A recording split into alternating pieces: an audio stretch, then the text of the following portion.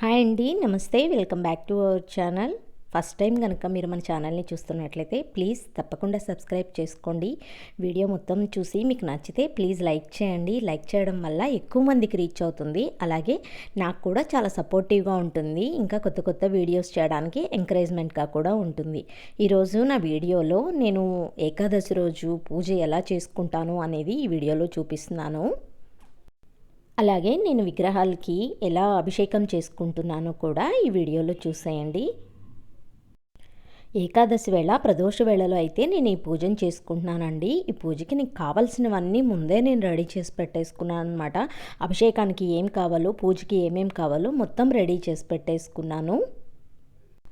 ఈ ఏకాదశికి నేను పంచామృతాలతో అభిషేకించుకొని అలాగే పిండి దీపారాధన కూడా చేసుకుందాం అనుకుంటున్నానండి. పూజకైతే నేను ముందుగా అమ్మవారికి మాల ప్రిపేర్ చేసుకుంటున్నాను.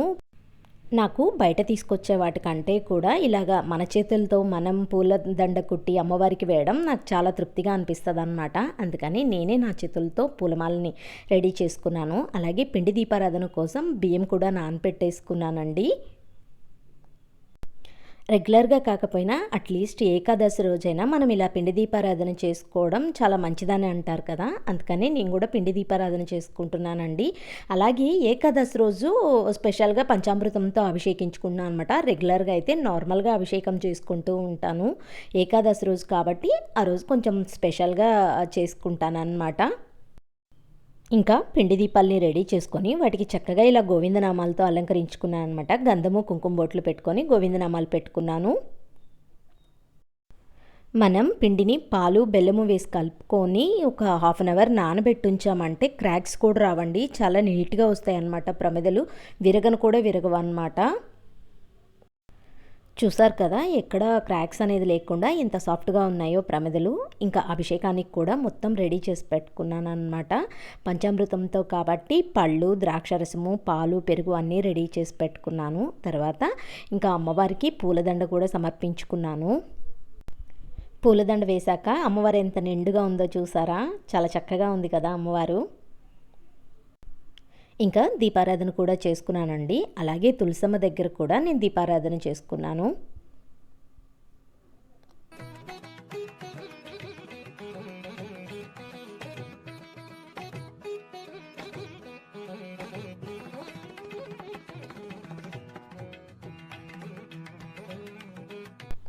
ఇంకా స్వామికి అమ్మవారికి అభిషేకం చేసుకుంటున్నాను. ముందుగా శుద్ధ జలంతో మొత్తం అమ్మవారిని స్వామివారిని అభిషేకించుకొని ఆ తర్వాత పంచామృతాలతో అభిషేకించుకున్నాను. నేను రెగ్యులర్గా ఎవ్రీ ఫ్రైడే అలాగే ఇలా ఏకాదశి పండుగ రోజుల్లో అయితే కంపల్సరీగా అభిషేకం చేసుకుంటానండి. ముఖ్యంగా పౌర్ణమి అమావాస్యలో కూడా చేస్తానన్నమాట. శివయ్యకి అయితే డైలీ ఈవినింగ్ టైం అభిషేకం చేసుకుంటాము. రెగ్యులర్గా ఇంట్లో అది కంపల్సరీగా జరుగుతుందన్నమాట. ఎయిదర్ మార్నింగ్ కానీ ఈవినింగ్ కానీ ఏదో ఒక టైంలో అయితే శివయ్యకి అభిషేకం జరుగుతూ ఉంటుంది. ఇంకా అమ్మవార్ల కంటే కొంచెం అమ్మవారిని అలంకరించుకునే ప్రాసెస్ కొంచెం ఎక్కువగా ఉంటుంది కాబట్టి నేను ఎవ్రీ ఫ్రైడే పౌర్ణమి అమావాస్యల్లో చేస్తూ ఉంటాను. ఇలాగే చేసుకోవాలి, అలాగే చేయాలి అని ఏం లేదండి. మన మనసుకి ఎంతవరకు తృప్తిగా అనిపిస్తుందో అంత చేసుకుంటే చాలనని నా అభిప్రాయం అన్నమాట.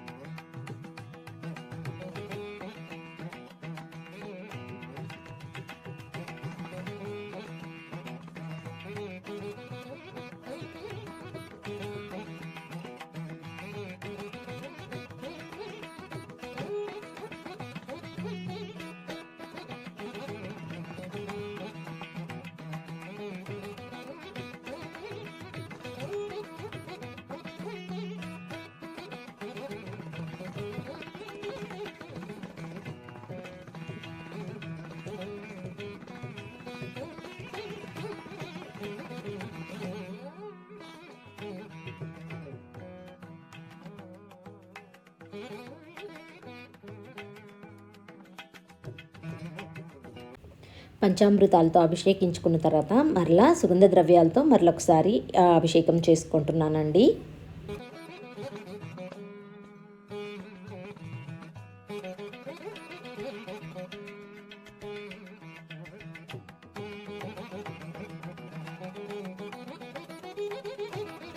అభిషేకం అంతా అయిన తర్వాత నేను అమ్మవార్లని ఇలా అలంకరించుకున్నానండి. చాలా ముద్దుగా ఉన్నారు కదా అమ్మవార్లు. అలంకరించిన తర్వాత నా మనసుకి నచ్చినట్లుగా ఒక్కొక్కసారి ఒక్కొక్క రకంగా అలంకరించుకుంటానండి అమ్మవారిని. ఈరోజు ఈ విధంగా అలంకరించానన్నమాట.